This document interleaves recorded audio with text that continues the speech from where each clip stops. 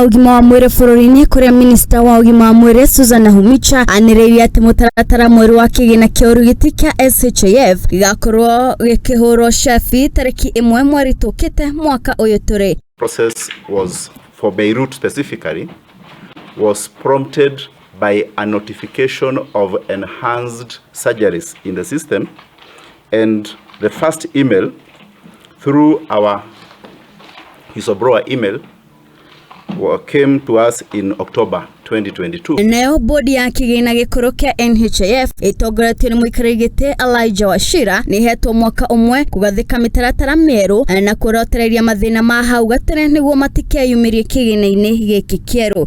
The confirmation of surgical cases, we suggest the creation of a surgical PIN.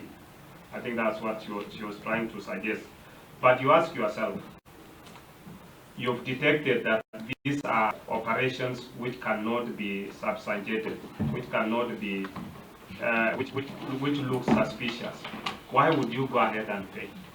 Kamite o ino nirenda kuneo maritwa ma othe makuruhanirio na njira o yothe ya ungumania wa kigina kia NHIF na kuria makorwo magikinyo kamite-ini ino kwa ihinda ritanyiheire wiki imwe.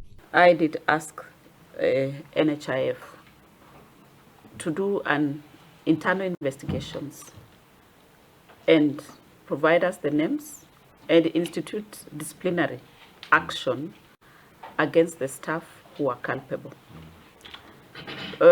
To date, I haven't received the report. I assume that they have not finalized, and maybe now the CEO can respond just to tell us what is the progress of the disciplinary for some found culpable. Igato wairimo.